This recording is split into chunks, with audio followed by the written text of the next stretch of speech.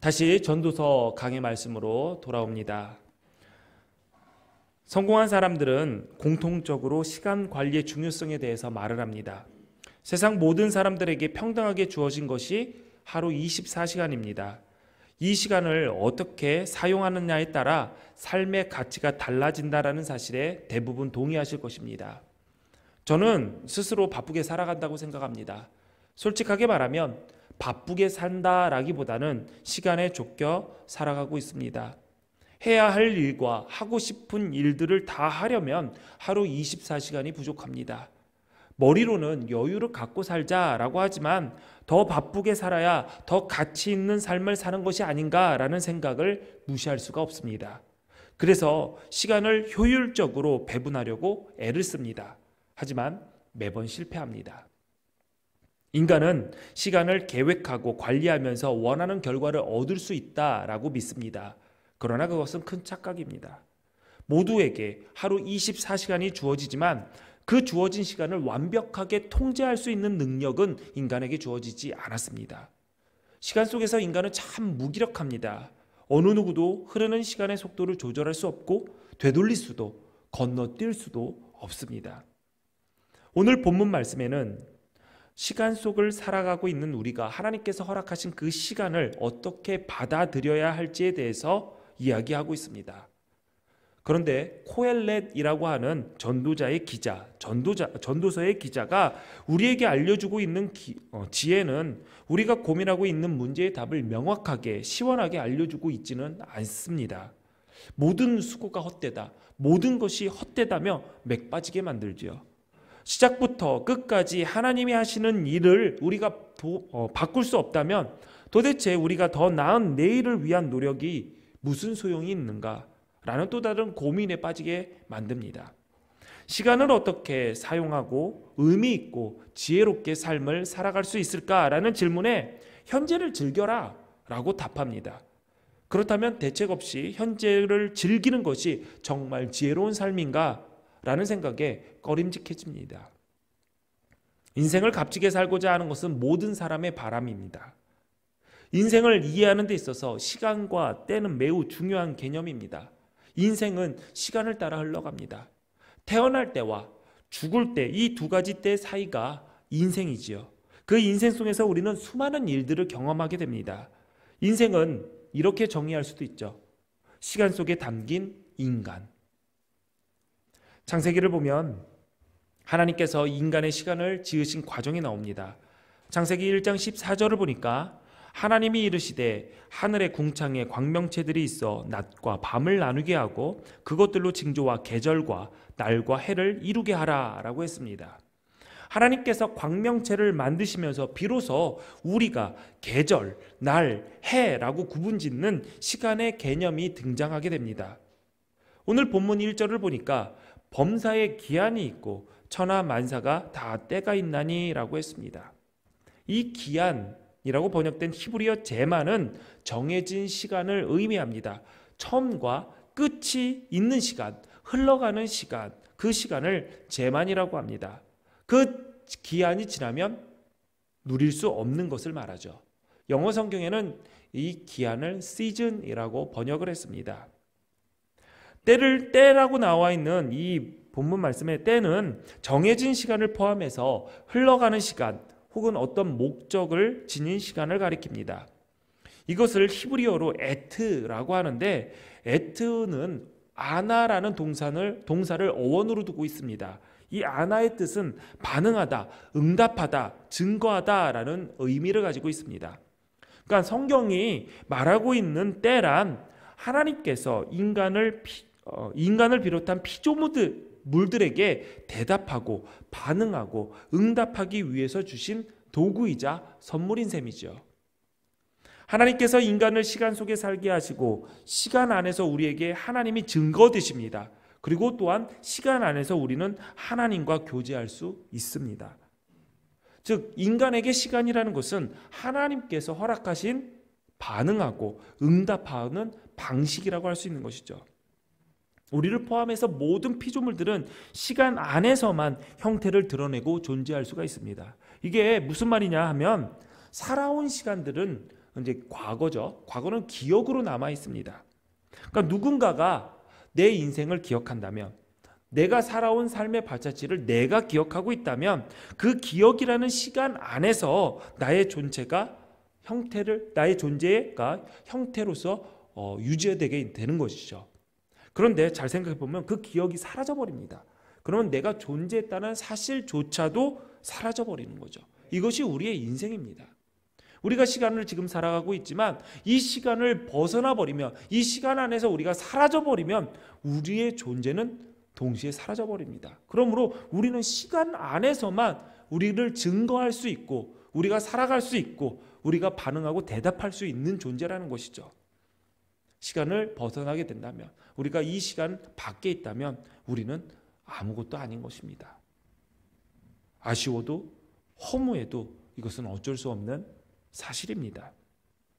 전도자는 인간을 포함한 피조물은 정해진 기간, 흘러가는 시간이라는 한계 속에서만 살아가는 존재임을 오늘 본문 말씀을 통해서 다시 한번 일깨우고 있습니다.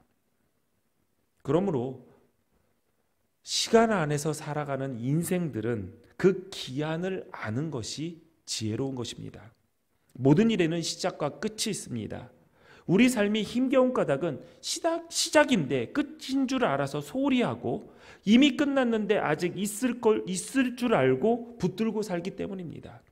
그래서 먼저 해야 할 일을 나중으로 미루고 나중에 해도 될 일을 먼저 해버립니다. 더 안타까운 것은 잘못 왔음을 깨닫고 되돌아가려고 해도 어떤 순간도 되돌릴 수 없다라는 것이죠. 그래서 모든 일에 때와 기한을 아는 것이 너무나도 중요합니다. 본문 2절에서 8절까지 14쌍으로 때에 대해서 소개하고 있습니다. 14쌍은 하늘 아래 모든 일을 의미합니다. 이해를 돕기 위해서 숫자 이야기를 잠깐 하겠습니다. 여러분, 7이 완전수다라는 이야기를 들어보셨죠? 왜 7이 완전수일까요? 럭키 세븐이어서요? 럭키 세븐이어서 완전수가 아니라 완전수여서 사람들이 럭키 세븐이라고 얘기하는 것이 아닌가 생각이 됩니다. 히브리인들은, 그러니까 이스라엘 사람들은 숫자마다 하나의 의미를 두었습니다. 3은 신의 숫자, 하나님의 숫자입니다. 성부, 성자, 성령 삼위일체의 하나님을 가리키는 숫자 3. 그래서 3이 하늘의 숫자, 신의 숫자입니다. 4는 땅의 숫자입니다. 동서남북 방향을 나타내는 숫자로서 땅의 숫자, 인간의 숫자. 그래서 3과 4, 하늘의 숫자와 땅의 숫자를 더하면 7, 곱하면 12. 그래서 7과 12가 완전수입니다.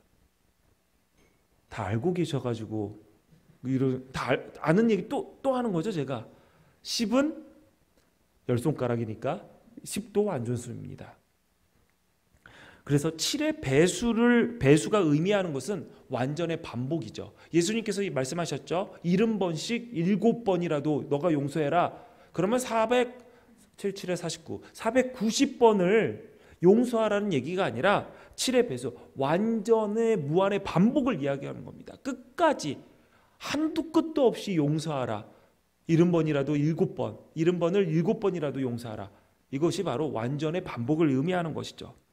자, 오늘 본문 말씀의 14쌍은 7의 배수입니다. 14쌍의 때를 이야기한 것은 때가 28개다 라고 한정한 것이 아니라 끊임없이 확장되는 인생의 때를 14쌍으로 구분 지은 것입니다. 모든 일에 때가 있다라는 것을 통해서 전도자는 모든 일이 정해져서 선택의 의미가 없다라는 결정론이나 어쩔 수 없는 운명에 의해서 모든 것이 결정되었고 우리가 흘러나간다라는 숙명론을 말하고자 하는 것이 아닙니다. 전도자는 하늘 아래, 즉 땅에 살아가며 하늘을 모르는 사람의 한계와 상황을 강조하고 있는 것입니다. 모든 것에 때가 있는데 문제는 우리가 그 때를 몰라요.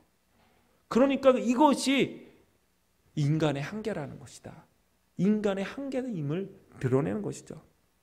그러므로 전도자는 만사에 때가 있음을 말하면서 우리 인간들에게 필요한 게 이 때를 바꿀 힘을 말하는 것을, 이게 필요하다라는 거 말하는 것이 아니라 때를 분별하면서 사는 지혜가 우리에게 필요하다라는 것을 가르치고 있습니다. 지금 심을 때인지 거둘 때인지 나갈 때인지 물러서야 할 때인지 세울 때인지 허물 때인지 울 때인지 웃을 때인지 때를 분별하고 때에 맞게 살아야 지혜로운 사람이라 할 수 있죠.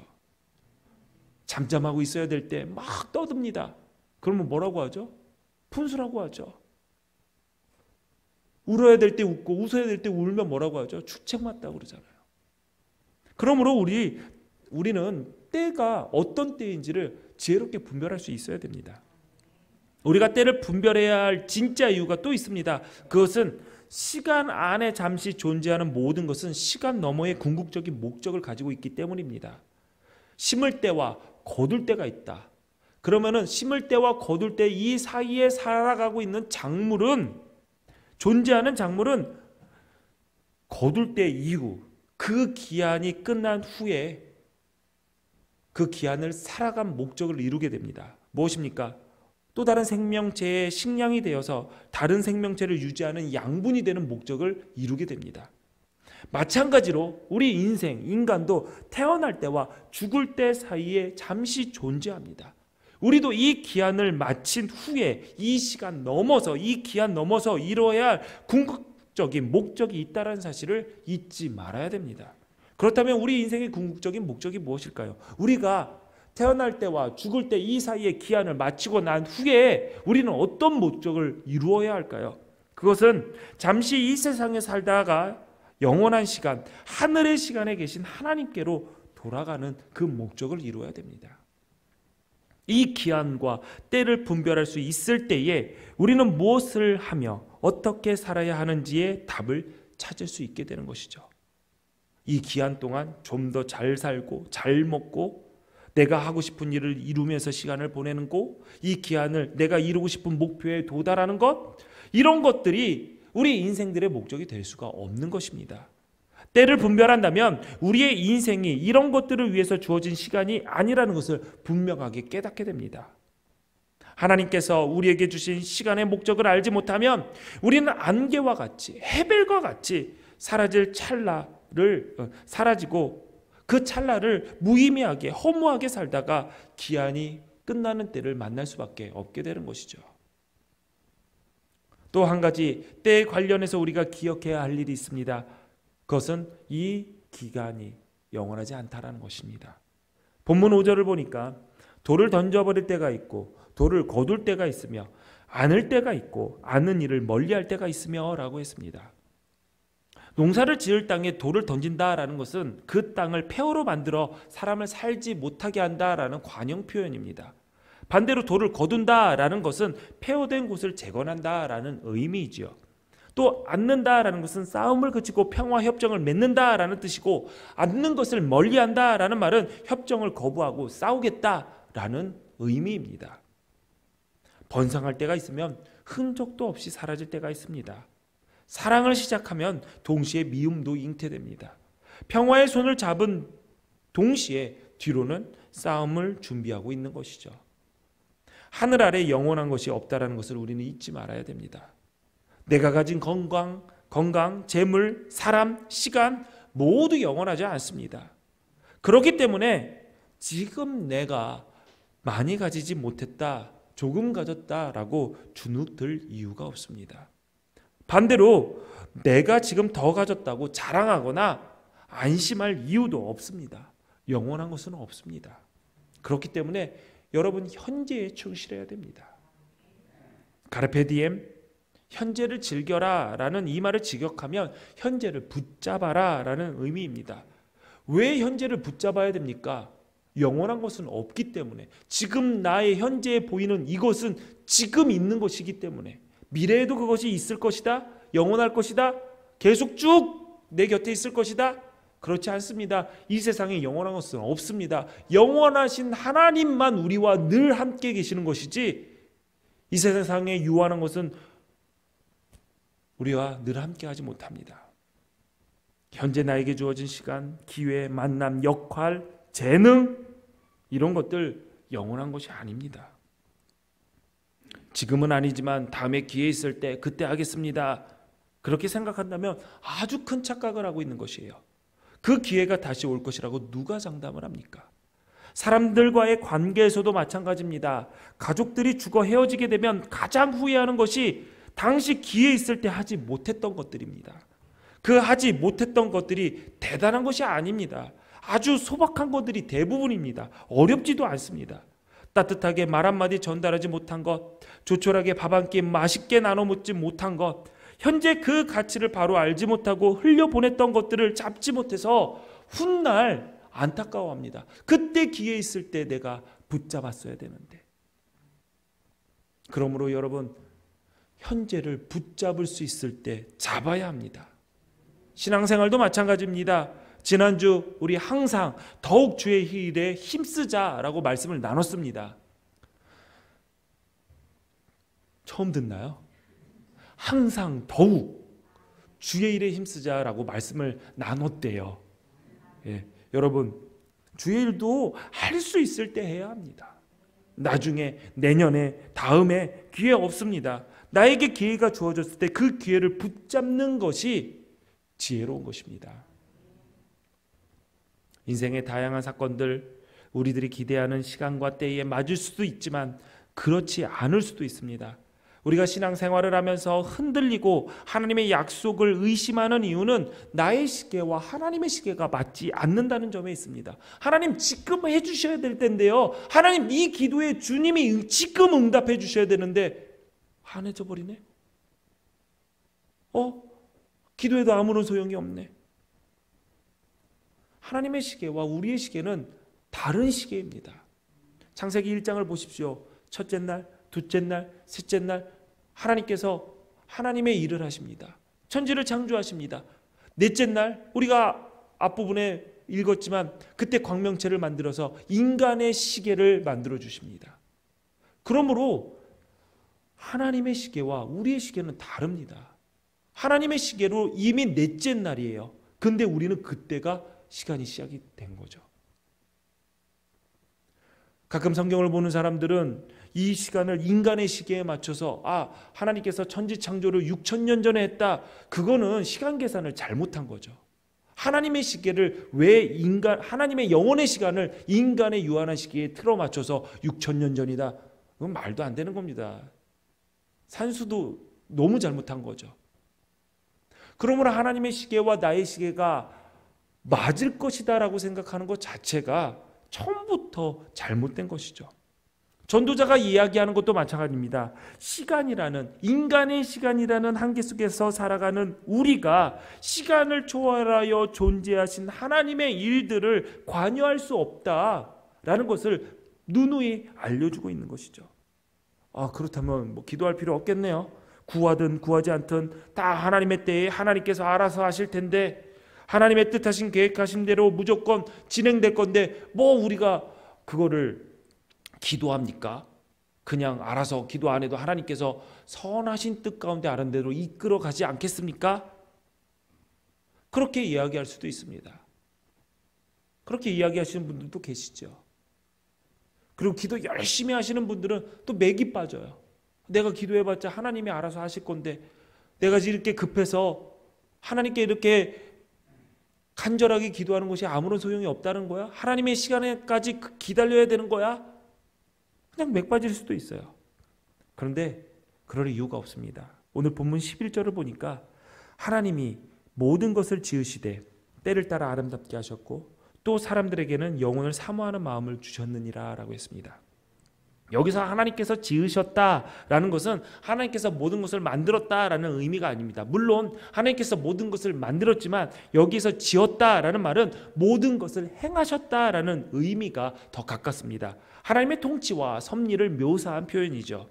하나님이 모든 것을 통치하고 섭리하실 때 때를 따라 아름답게 하셨다라고 했습니다. 그러므로 우리가 기도해야 할 이유가 여기에 있습니다. 하나님께서 때를 따라 아름답게 하신 그 때를 분별하여 그 때를 흘려보내지 않고 붙잡아 건져 올리기 위해서죠. 하나님은 모든 것을 때에 맞춰서 아름답게 하십니다. 그런데 그 아름다운 때를 인간의 욕심이, 인간의 자존심이, 인간의 고집이 하나님의 그 아름다운 때를 어그러뜨립니다. 그러므로 우리가 기도해야 할 이유가 여기에서 나오는 거죠. 하나님의 그 아름다운 때를 바로 보고 그 아름다운 때를 잊게 하소서. 그게 바로 우리의 기도의 제목 아니겠습니까? 모든 것을 아름답게 하신 하나님. 그런데 우리가 보면 하나님 만드신 거 아름다운 것 같지가 않을 때가 많습니다. 하나님께서 만드셨다면 모든 것이 완벽해야 되는데 내 삶에 보면은 완벽한 게 없는 것 같아요. 거울만 봐도 딱 그렇잖아요. 거울 보면서 완벽해 하시는 분들 얼마 없을걸요? 그래서 여기저기 고치려고 합니다. 눈만 봐도 마음에 안 들어요. 그래서 눈 위에 주름 하나 올리고 보니까 눈 옆에 주름은 좀 지워주고, 눈썹에 보니까 먹물 하나 올리고, 이렇게 해서 어떻게든 아름답게 꾸미려고 합니다. 저는 물론 아름답게 꾸미는 노력도 필요하다고 생각을 합니다. 우리 목사님이 아름답게 꾸미지 말라고 그랬어. 그래서 예배에 오는데 머리 산발을 하고 그냥 집에 있는 옷을 그냥 대충 얻어오면 예의가 아니죠. 아름답게 꾸며야죠. 제 머리를 보십시오. 2대8 비율, 찬빗으로 이렇게 큽니다. 시간이 많이 걸릴 거라고 생각하지만 금방 끝나요. 근데 매일 저는 나갈 때 2대8 머리를 합니다. 촌스러우신가요? 그렇지 않습니다. 저한테 가장 잘 어울리고 목사다운 머리 스타일이라고 해서 저는 2대8을 하지, 저도 젊었을 때는 앵무새 했었어요. 앵무새 보라색도 해보고 자주색도 해보고 완전히 센 노란색도 해봐가지고 한 달 동안 집에도 안 들어가고 아버지한테 혼날까봐. 그래서 집에 한 달 만에 들어갔더니 어머니가 그러더라고요. 아이고, 아버지 보시면 큰일 난다. 그래서 아버지 검은색 머리 염색약으로 막 염색을 집에서 했어요. 그러니까 한 갈색 비슷하게 되더라고요. 마음에 너무 안 드는 거예요. 이거 타고 오토바이 타야 돼. 이 머리로 오토바이 타야 되는데 하는데 머리가 갈색으로 변하니까 속상하더라고요. 근데 아버지가 딱 들어오면서 그런 거예요. 머리 색깔을 딱 보더니 에휴, 정신 나간 녀석 하면서 들어가는 거예요. 내가 볼 때는 새카만데. 그래서 그 생각이 들더라고요. 그냥 그 머리로 있었으면은 오늘 또 쫓겨났겠다. 한 달 만에 들어왔는데 또 한 달 있다가 들어올 수 있겠다. 그 생각했어요. 아름답고 싶은 건 인간의 욕망 맞습니다. 그런데 그리고 그 노력도 필요해요. 하지만 본연의 자신의 아름다움을 가릴 정도로 과해서는 안 되는 거죠. 그런데 전도자가 말하는 아름다움이 이런 아름다움이 아니에요. 여기서의 아름다움은 조화롭게, 적절하게, 합당하게라는 의미를 가지고 있습니다. 하나님의 일하심은 모든 것이 조화롭고 모든 때가 적절하며 모든 기준이나 조건에 합당합니다. 그래서 아름답습니다. 솔로몬이 성전을 지을 때 열왕기상에서는 이렇게 기록을 합니다. 열왕기상 6장 7절을 보니까 이 성전은 건축할 때에 돌을 그 뜨는 곳에서 다듬고 가져다가 건축하였으므로 건축하는 동안에 성전 속에서는 방망이나 도끼나 모든 철 연장 소리가 들리지 아니하였다. 건축 현장에 망치 소리와 돌존 소리가 들리지 않았다. 이것이 어떻게 가능할까? 보니까 성전을 건축할 때 재료들을 가져와서 건축 현장에서 다듬어서 끼워 맞춘 것이 아니라 설계대로 돌과 나무 건축 재료들을 치수에 맞게 준비해서 현장에 와서 위치에 딱 맞게 끼워 맞춘 것입니다. 레고 브릭을 결합하듯이 성전이 건축된 것이죠. 하나님께서 모든 것을 때를 따라 적절하고 합당하고 조화롭게 하셨다라는 것은 하나님께서 정확하게 모든 것을 그 위치에 그 사이즈에 맞게 놓으셨다라는 것을 의미합니다. 그것이 아름다운 것이다. 전도자는 그 이야기를 하는 것이죠. 자, 여러분의 삶을 한번 볼까요? 여러분의 주변에 여러분 힘들게 하는 사람이 있나요, 없나요? 아무도 없죠? 모두 나를 즐겁게 해주고 기쁘게 해주시죠? 힘들게 하는 사람 있어요, 없어요? 있죠. 제일 가까운 곳에 있어요. 제일 가까운 곳에 있고요. 그리고요, 특별히 나에게 무언가 영향을 주지 않아도 생긴 것이 그 자체가 불편한 사람들이 있어요.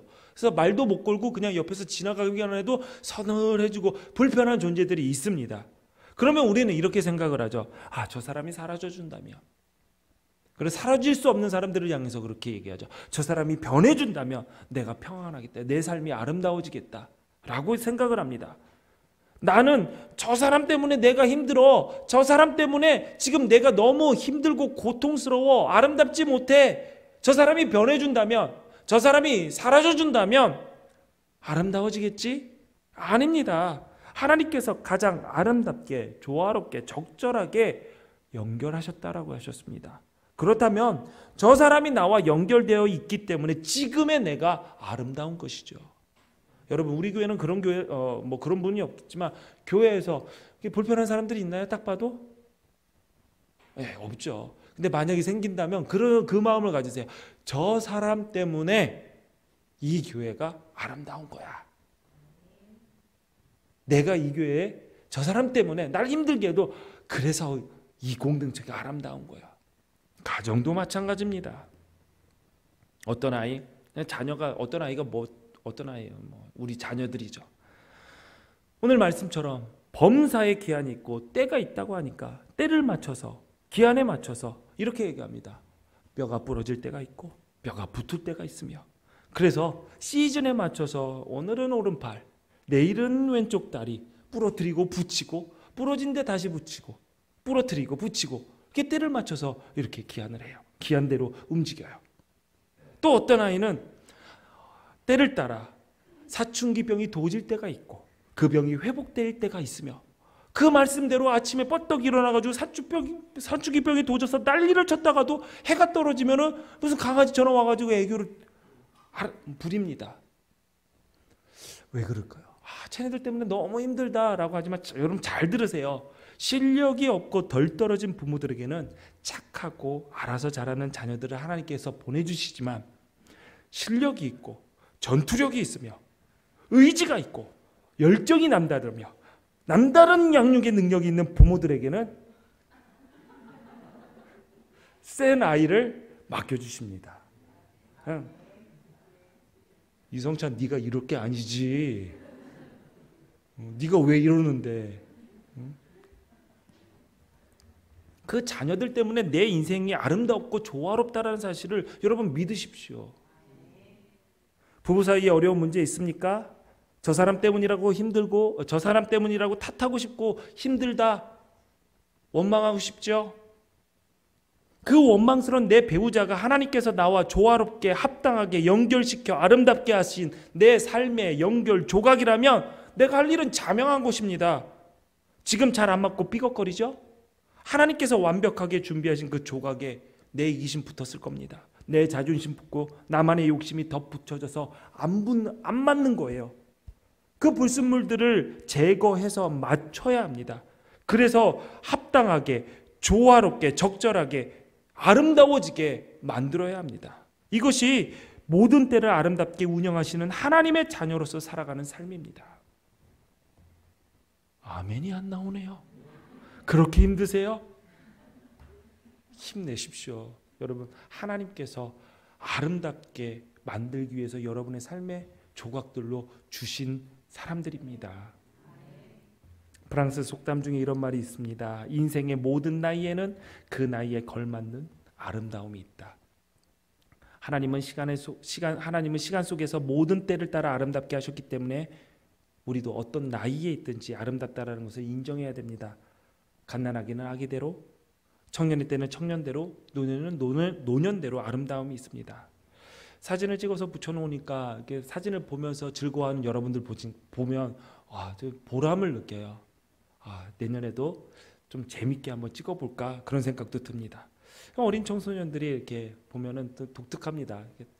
사진 보면 누구나 자기 얼굴밖에 안 봐요. 그러면서 내가 어떻게 나왔는지 걱정하지 마십시오. 내 얼굴은 나밖에 안 보더라고요. 예.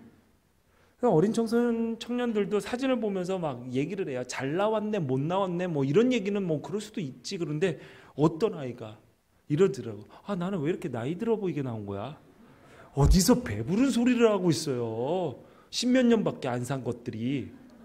응? 나이 드신 분들 사진 찍으면요 안 웃어요. 이러고 있어요. 웃으세요? 그러면 안 웃어. 왜 안 웃으세요? 그러면 주름살 그래요. 주름진다고 안 웃어요. 그러나 여러분, 그때에 맞게 하나님께서 우리에게 가장 아름다운 선물을 주셨습니다. 나이 들었다고, 주름졌다고 추합니까? 아닙니다. 그렇지 않습니다. 자연을 보세요. 동트기 직전의 새벽의 아름다움이 있습니다. 일출과 낙조의 장엄함 모두 다릅니다. 뜨는 해라고 아름답고 지는 해라고 추합니까? 아닙니다. 둘 다 아름답습니다. 봄이 되면 실록의 영롱함이 있습니다. 전 봄이 되면은 그 색깔 형광빛 연두색 너무 아름다운 것 같아요. 여름이 되면 녹음이 짙어져요. 그 청량함도 아름답습니다. 가을이 되어 단풍이 들 때면 어떻습니까? 말이 뭐가 필요합니까? 말로 표현하기 어려운 아름다움이 있죠. 겨울이 되어서 그 잎이 다 떨어졌다고 아름다움이 없어집니까? 온통 순백의 하얀 눈이 덮인 그 겨울산 가서 직접 보기에는 엄두가 나지 않죠. 물론 직접 가는 사람들도 있더라고요. 대단해요. 근데 그 사람들이 가야지 우리가 사진 찍어서 보니까 갔다 오세요. 사진 찍어 오세요. 그거 사진으로만 봐도 얼마나 장엄합니까? 겨울산. 탄성이 절로 나옵니다. 우리의 인생도 유년의 아름다움, 청년의 푸릇함, 노년의 중후함, 진정으로 하나님은 모든 것을 모든 때에 아름답게 하셨습니다. 하나님의 때 가운데 존재하는 모든 것은 실로 아름답습니다. 그분의 선하심으로 주관하시는 모든 것의 아름다움을 발견하는 것이 지혜이고 하나님을 알아가는 복입니다. 문제는 우리의 욕심이 눈을 가려 이 아름다움을 보지 못할 뿐이죠. 또 우리는 살면서 시간과 때를 궁금해합니다. 일어날 일을 알지 못하니까 불안하지요. 불안한 거 당연한 것입니다. 나 자신조차 제대로 알 수 없고 믿지 못하는데 이 땅에 살면서 무엇을 안다고 자신할 수 있겠습니까? 우리는 알지 못하지만 안심할 수 있습니다. 이것이 신앙이죠. 신앙의 본질은 이것입니다. 알지 못하지만 안심할 수 있는 것. 다 아시는 하나님께서 우리의 아버지시기 때문에 우리는 안심할 수 있습니다. 아버지 하나님이 다 아시니 내가 모든 것을 알려고 애쓸 이유도 없습니다. 우리는 알지 못하는 시간 속에 살아가지만 다 아시는 하나님께서 우리에게 한순간 한순간을 허락하시고 때를 따라 아름답게 이끄시니 안심이 되고 평안할 수 있습니다. 우리 하나님은 실수가 없으신 좋으신 하나님이기 때문입니다. 시간이라는 한계 속에 살게 하셨다라는 것, 이것은 하나님의 선물입니다. 다 아는 것은 지혜가 아니에요. 알지 못하기 때문에 우리는 믿음이라는 것을 갖게 되고 믿음의 자리에 설 수 있게 됩니다. 다 알면 믿음이라는 거 필요 없죠. 뭐하러 믿습니까? 이해하면 되지요. 우리는 알지 못하지만 그래서 우리의 시간의 주도권을 내 인생을 이끌고자 하는 욕심을 내려놓고 하나님의 때를 잠잠히 기다릴 수 있어야 됩니다. 아이는 무슨 일이 있더라도 엄마 뱃속에서 10달을 채워야 합니다. 안달한다고 그 시간이 단축되지 않습니다. 못 기다리겠다고 그 시간을 무리하게 단축시키면 큰 사고가 납니다. 정말 수수께끼와 같은 인생이 우리에게 주어졌지만 이 삶이 하나님께서 주신 선물로 여기고 이 삶을 소중히 또 즐거워하고 누리며 살아가는 사명, 그 숙제가 우리에게 주어졌습니다. 우리의 삶들 정말 정신없이 여러 가지 일들이 일어납니다. 하나님의 시간에 넣으면 그 정신없는 것들이 정리가 됩니다. 왜냐하면 때를 따라 하나님께서 아름답게 이끄시기 때문이죠. 내가 바라는 것들, 바라지 않는 것들, 쌍을 이루어서 일어나는 상황에서 하나님께서 모든 것을 때를 따라 아름답게 하심을 볼 수 있는 지혜가 우리 가운데 있기를 바랍니다. 내가 바라는 일도 내가 원하지 않는 일도 하나님의 선물입니다. 우리에게 누리라고 허락하신 인생의 재료들입니다. 이 재료들로 조화롭고 적절하고 합당한 아름다운 인생을 살아가십시오. 훗날 그 언제가 될지 모르는 인생의 끝자락에서 우리의 고백이 이렇게 나왔으면 좋겠습니다. 하나님, 주님께서 이렇게 좋은 재료들로 살게 하셔서 저는 정말 행복하게 아름답게 가치 있게 주신 선물을 누리며 살아왔습니다. 저는 인생의 시간 속에서 정말 행복했습니다. 이제 일을 다 마쳤습니다. 주님, 이제 나를 기억하셔서 주님의 나라에 나를 불러주옵소서. 고백하며 부르신 그때의 가장 아름다운 모습으로 주 앞에 서시기를 바랍니다. 우리에게 오늘을 허락하신 선하신 하나님께서 우리와 함께 계십니다. 기도하십니다. 전능하신 하나님, 우리에게 시간이라는 한계 속에 살아가게 하시고 그 속에서 창조주 하나님을 깨닫게 하시니 감사합니다. 주님께서 선물로 허락하신 시간의 조각들을 잘 맞추어 아름답게 만들어주신 우리의 인생을 복되게 살아갈 수 있도록 지혜를 허락하옵소서. 주께서 우리를 살아가게 하신 뜻을 잊지 않고 영원의 시간에 계시는 하나님 앞에 설 때까지 잘 준비하며 주 뜻을 이루게 하옵소서. 예수님 이름으로 기도합니다. 아멘. 자리에서 일어나셔서 준비한 예물 주님께 드립니다.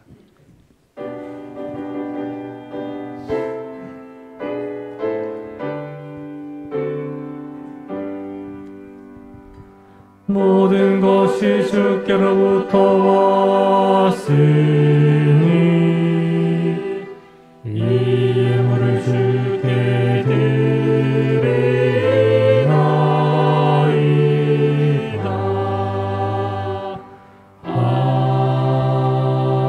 아멘. 드려진 예물 위해서 기도하겠습니다. 하나님, 예배의 시간에 빈손으로 오지 않고 세상에서 살며 얻은 소득을 구별하여 하나님께 드립니다. 하나님, 이 예물을 기쁘게 받아 주옵소서. 하나님, 우리의 삶에 하나님의 은혜가 충만함을 믿습니다. 때를 따라 돕는 은혜로 부족함 없이 채워주심을 믿습니다. 그 은혜에 감사하는 고백을 잊지 않게 하여 주시고 하나님께 더 드리고 이웃들과 더 나누고 자신 또한 윤택한 삶을 살 수 있도록 하나님 우리의 삶을 주장하여 주옵소서.